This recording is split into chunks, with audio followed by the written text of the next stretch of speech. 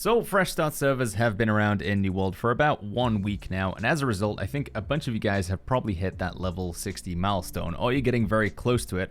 And what we're going to do in today's video is talk about what you can do when you hit level 60, so the end game experience in New World, and sort of the general best practices and tips and tricks that you can do for your level 60 character. Now, before we go any further, I do want to mention that this is not like a hard, fast rule if you've got to do this. If you guys just want to go out and do some fishing, gather some stuff, work on your trade skills or anything else like that, there's nothing stopping you from doing that. But I'm going to talk about what I've been doing with my character and what I'm going to continue to do going into the future as well. So first things first, my number one recommendation when you hit level 60 is get yourself into the Brimstone Sands. So this is the new expansion area on the map. If you want to do this, you are going to have to do the main storyline. So if you hit J for your journal and go to objectives and go to main story, look for the one. You might have a Windsward chain here or Monarchs if you did one or the other, but you want to be looking for your like level 60 or your highest level quest chain. That, if you haven't done it already, will lead you up to the Heart of Tempest. Now, you don't have to do this part of the quest line, but it is recommended that you get up to this point because without it, you won't be able to get the quests that are offered in the various regions, and also you won't have your tier 5 Azoth staff, which is going to be important for like content later on in the game. So assuming that you've done your quests up until the Heart of the Tempest, if you are Syndicate, you're going to get a quest in Shattered Mountain. If you are Covenant, you're going to get a quest in Great Cleave, and if you're Marauder, you're going to get a quest in Ebon Scale, and you'll be looking for the symbol of like the main story quest line. So it's the similar to the one that we've got in Windsward here, so it'll have the little star symbol behind it, and it will be called the Strider of the Sands. So you want to be looking for your Strider of the Sands quest in Shattered Mountain, Great Cleave, or Ebon Scale, and this is effectively going to allow you to make sunblock so that you can actually walk into the Brimstone Sands region without burning alive. If you don't do this, you won't be able to get into Brimstone Sands, so do bear that in mind. Now, once you get into Brimstone, my best recommendation is just to follow the main storyline, but also most of the side quests here as well. I've been slowly working my way through, like ticking off all of the side quests in here, and the reason behind this is there is a ton of like great weapons that you can get that really high gear score. So we've got the Hand, Discerning Eye, Staff of Ptah. There's like a weapon for pretty much everybody other than Blunderbuss, Ice Gauntlet, and Hatchet. I'm not sure why those got left off the list, but pretty much every other weapon, there is a legendary version here, and it's a really high gear score. So you can see right now on my character, we are using Aurea Zanga, which comes from the main storyline, and we're also using the Hand, which comes from the main storyline as well. But on top of that, there's also a rapier that you can get from a side quest. There's the great sword, all the stuff that we just showed there. There is a ton of great quest rewards, and these, because they're a quest reward, they're not scaled down to your expertise, so you get like the full power of them straight away, which can be a huge power spike when you're a fresh level 60 player. Now, the quests in Brimstone are going to be pretty tough, I will warn you guys, especially if you're going in with like all of your like questing greens and blues, so do bear that in mind. And to that extent, it might be worth going to the trading post and taking a look for some armor potentially, or even weapons, just sorting by, let's see, if we go here and we put the minimum gear score to maybe 550, apply filters, and then we sort by the cheapest price. If there's anything that looks good in here that isn't going to break the bank for you, it might be worth just picking up a few pieces to sort of like boost your power level up just a bit, so the Brimstone Sands quests are a little bit easier.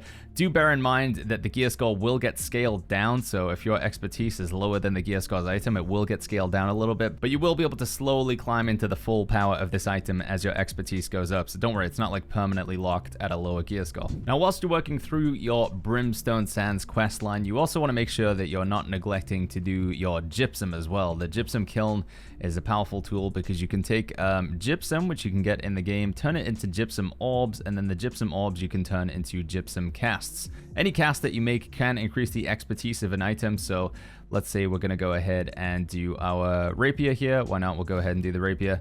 We'll make a cast, and then we're going to pop this open, and our rapier expertise, according to the weapon mastery here, should be probably pretty low.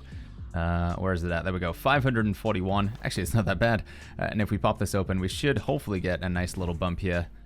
Going up by +5, but it can go up to, I think, +10, which is pretty nice if you get lucky there. The reason why you want to increase your expertise is because it sort of dictates what items get as you drop, and it's also very important because you can't upgrade items with Umbral Shards until you get to 600 expertise.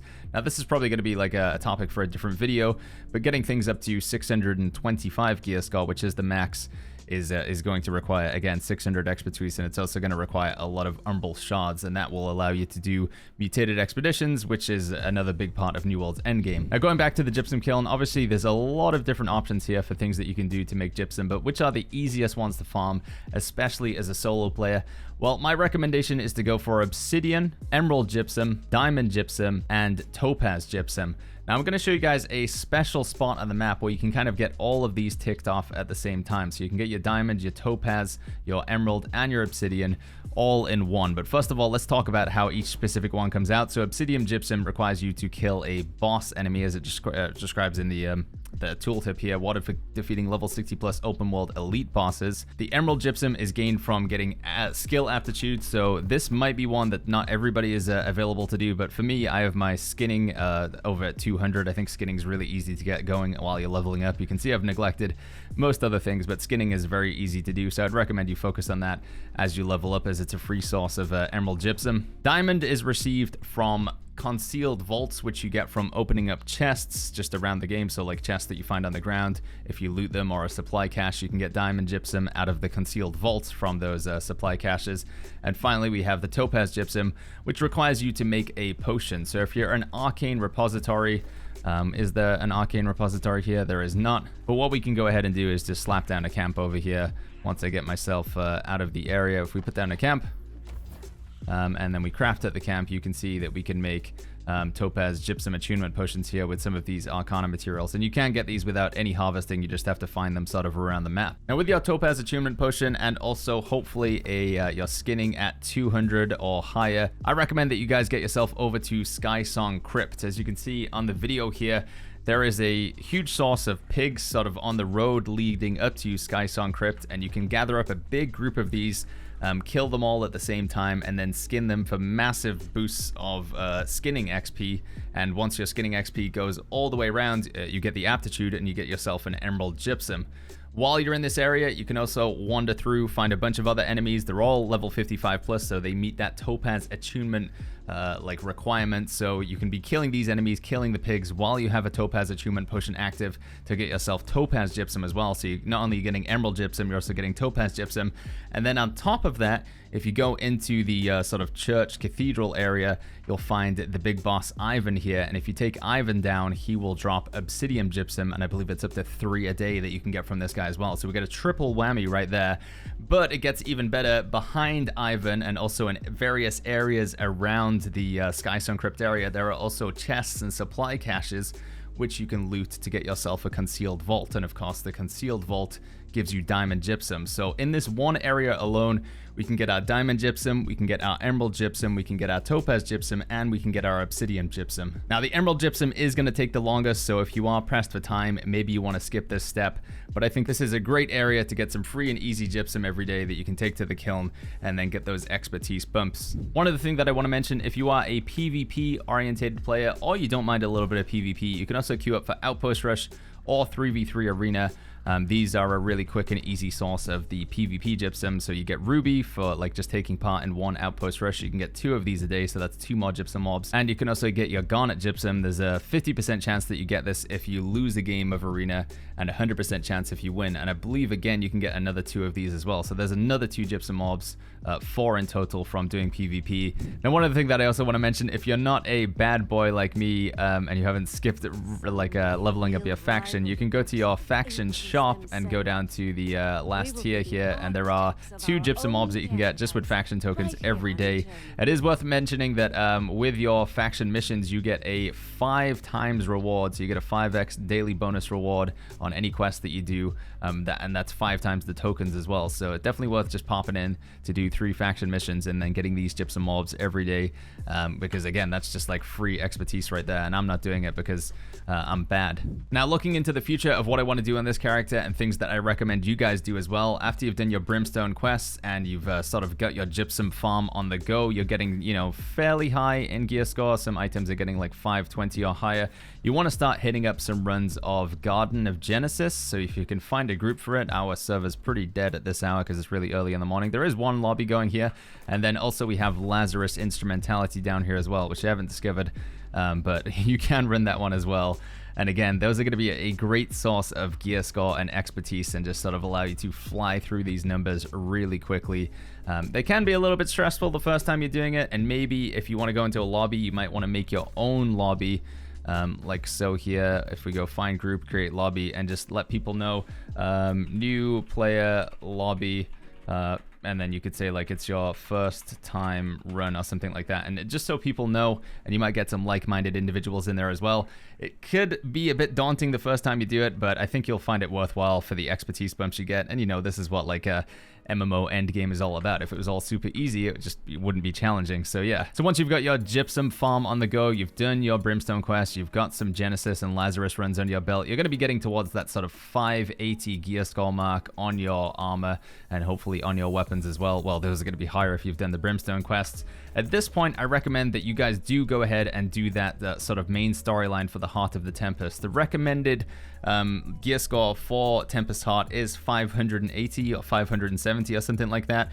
There's also going to be a quest that you get called the Tempest Soul Expedition, and all of these quests are very worthwhile because they allow you to get this sort of tempestuous cache here as a quest reward, and from here you get some really good items that can sort of set you on your track for farming difficulty 10 or, you know, difficulty 1. It gets you onto your mutated grind for dungeons because they contain corrupted ward, elemental aversion, and refreshing evasion, and there's one for like pretty much every stat line. So you've got your strength, intelligence, as we can see here, focus, and dexterity. Now, one thing that I do want to stress is if you are going to go ahead and open up this tempestuous cache, please make sure that your expertise on the items that you care about is probably at 600. Because if it's lower, then you're going to get a lower gear score item, and you will not be able to upgrade it if it's not at least 590. Something has to be 590 gear score or higher to be upgraded with Umbral Shards, and then you can bump it up to Legendary and get that Elemental Aversion, which is a very handy perk to have for mutated expeditions. So yeah, get yourself into Tempest Heart, get these Tempestuous cash rewards. One of the things that's also great about Tempest Heart is there is a ton of armor in here as well. So compared to Genesis and Lazarus, they are pretty light on armor, but there's a full set of armor for pretty much every role here, from the Nishatun's gear to the Wizen gear for mages, Sagacious stuff for healers. We've got the Tactician's gear for and Raiders for like bow and dexterity builds. Just in general, a lot of good stuff that you can get from Tempest Heart. That's not including the weapons as well. So yeah, once you get yourself to the 580 gear score sort of range, look to pick up the quest, look to do the main storyline, get those tempestuous caches, open them up when you are 600 expertise, and then with those equipped to your character, you can start looking to do mutated expeditions and continue your grind from there. Now, if you guys are looking for a guide or a rundown on how mutated expeditions are, let me know in the comments down below. We can make that video for sure. It's something that I've been doing quite a lot since they first came into the game in January. But all in all, this is my recommendation as a path for progression for endgame players. You can do things in different order, but I do highly recommend that you focus on doing the Gypsum stuff. This is something that you can only do daily, by the way. They do have a sort of cooldown timer on them. There is the infused orb version as well, so if you salvage items that you don't want that are legendary, I don't know if you guys are going to be doing that, but if you do, you can get the infused orbs, and then you can go like a double whammy on making 2 sets of stuff every day. Oh, one thing that I do want to mention as well with the Gypsum that I didn't cover is the priority of what you should go for. So in my opinion, the jewelry slots do level up the slowest in terms of expertise, so I would always focus on making sure that you get an amulet cast, an earring cast, and also a ring cast every day. That would be the number one priority, because jewelry goes up the slowest in terms of expertise. It seems to drop the least. After that, go for the 2 weapons that you're most interested in playing with. So for me, it's the Life Staff and the Void Gauntlet. And then if you still have some Gypsum Orbs left over, maybe go for some secondary weapons that you're looking at. So for me, that would be the Ice Gauntlet and the Fire Staff. And then lastly, you can look to do your armor, whichever one is the slowest or the lowest one that you've got. So for me, that is my legs, and then followed by my boots. So yeah, just work from like the bottom up. Things that are obviously doing really well, you just let them just kind of keep progressing themselves. But yeah, amulet, weapons, and then your lowest armor slots would be my recommendation for using Gypsum. When it comes to the Tempestuous armor, one thing that you do have to bear in mind is it is corrupted ward armor, so it is only going to be effective at doing corrupted mutations. So we're talking Dynasty Shipyard, the depths when it's mutated, and also Tempest's heart. That being said, that does cover a good chunk of the dungeons. Probably one of those will be available on rotation every week, so there's going to be at least one mutated expedition. You can get yourself in there and start getting on that mutated expedition grind. Right, I think that's everything I want to cover in today's video, guys. I've probably missed out some important stuff as well, but I just, I woke up this morning and I wanted to give you guys some tips, because this is like, I'm trying to get this over in my head of like, what is important for me to do with my character progression, and how can I get this character to be on the same level as my main as quickly as possible. So yeah, hopefully you guys found this video useful. If you did, as always, make sure you go ahead and click the like button. If you got any tips or tricks that you want to share for other players, things that you think are important for endgame progression, or other areas on the map that you think sort of do as good, if not better than Skysong Crypt, let me know in the comments down below. And also, if you want to see more videos like this, make sure you go ahead and click the subscribe button. With that being said, I'll see you guys all in the next video.